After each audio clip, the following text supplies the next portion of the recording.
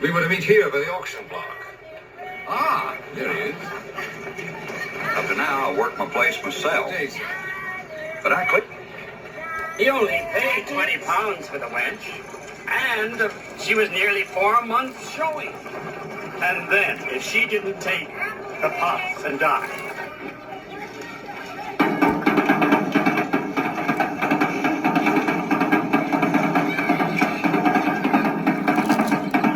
Gentlemen, your attention, I beg. As advertised, we have a fine cargo of choice, healthy slaves recently landed by the Lord Ligonier, largely from the River Gambia. They've made a fine passage and in prime, healthy condition. It's a fine batch up here. Careful, we don't need more damaged goods now. All right, first lot, get them out, the gentlemen are waiting, out. Come on, wench. Wenches, gentlemen, first to whet your appetites, as it were. Those desiring to inspect the items being offered for defects and blemishes, please step forward at your pleasure. Calling your attention to the first item being offered for sale. Now, she's a fine black pearl indeed, gentlemen. She's in fine condition. She made the entire trip above decks like a fine lady. You'll find no marks. She's young, she's supple, she's strong. Posture, boy, posture. Use it to wash, to weave, to plow, to sew, what you will. Good investment, gentlemen. Put her to it, and she'll raise you a fine litter of pickaninnies. That's enough. But, as the horse said, turning from bottle to bed, enough of pleasure to work. It's time to proceed, gentlemen. Time to stop the looking and start the bidding. Who will offer me 100 pounds for this fine wench? Do I hear 100 pounds? Do I hear 100 pounds? We'll start at 50. Ooh, I have 50 over here. 50, 55, I'll go 55. I've got 50, 55, we'll give me 60, you'll give me 75, 50. I got a 70, will give me an 80 over here. 100, 115 once. Twice. Sold, Sir Robert Calvert of Virginia. 115 pounds. Very shrewd purchase.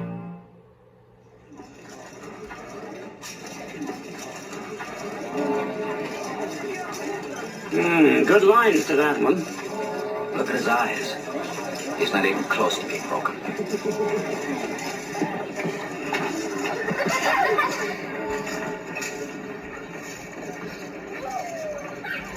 Now, here's a likely-looking hand, a prime young buck, just picked from the trees. Bright as a monkey. Good bones, sinew. Wanted free of defect. Good teeth, good for Carolina rice. Virginia tobacco, Maryland corn. Pull like an ox and carry like a mule. Step up, see for yourself, gentlemen. He's free of eaves, piles, fresh box. Young, biddable, fine animal, gentlemen.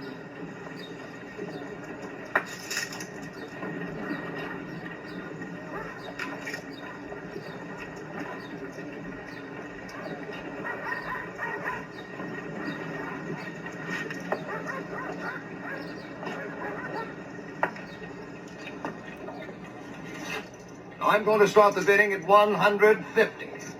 There's no need to waste time. He's the pick of the herd, gentlemen. You won't find his like in these degenerate days. Who'll give me 150? I hear 150. All right. 125. Gentlemen, I sold a buck, half of this, for 200 guineas a fortnight ago in Baltimore. 125, 130, I'll go 130. 125, I'll go 30. 130. 130, you'll give me 135, 135, 130, 135. 145, sold. I want to start out by giving all honor and glory to Yahweh, by Hashem Yahushua, by Hashem Kakadash Lai Wulam Yom.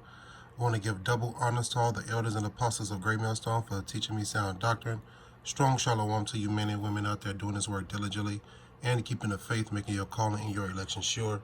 This is the verse right here that tells you that we will be sold into our enemies, right? Deuteronomy chapter 28 verse 68.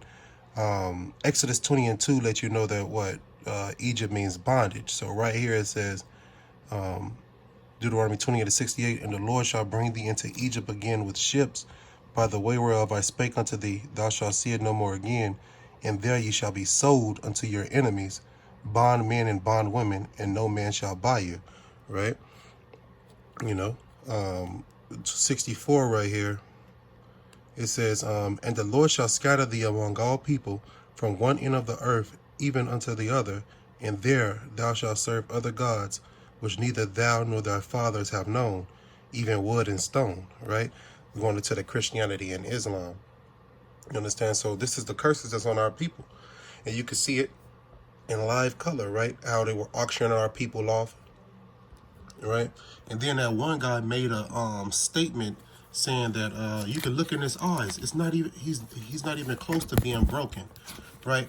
And what that Edomite was referring to was this: the Willie Lynch letters, right? They got a break-in process, what you call a break-in process, where they put every so-called black and every so-called black woman through, and all of our people that went into captivity, right? They put them through a break-in process. Let's see, let me just give you one thing that they did. Right, here it is. This is one of the break-in mechanisms they did, right? It says, take the meanest and the most restless nigga, strip him of his clothes in front of the remaining male niggas, the female and the nigger infant, tar and feather him, tie each leg to a different horse in opposite directions, set him afire, and beat both horses to pull them apart in front of the remaining niggas. The next step is to take a bullwhip and beat the remaining nigger male to the point of death in front of the female and the infant. Don't kill him, but put the fear of God in him, for he can be useful for the future breeding, right? So this is letting you know one of the breaking processes that they did. See, the breaking process of the Israelite man. This is what they did, right? They told you how they you must keep your eye and thoughts on the female and the offspring of the horse and the nigger, right? So they compared us to a horse, a wild horse. But once they beaten us and stripping us of our honor and our power as men, then we became a civilized horse, man. You know, we became a horse that don't disobey, right? But you got Israelite men waking up, realizing who they are. And these people called us wild horses, right? They called us field niggas. You understand? Because that breaking process didn't last on us. You understand what I'm saying? But these people sold us into slavery. The scripture says you shall be sold unto your enemies, right? You shall be sold unto your enemies. You know? It tells you, man, the breaking process of the African woman. We know this is the Israelite woman.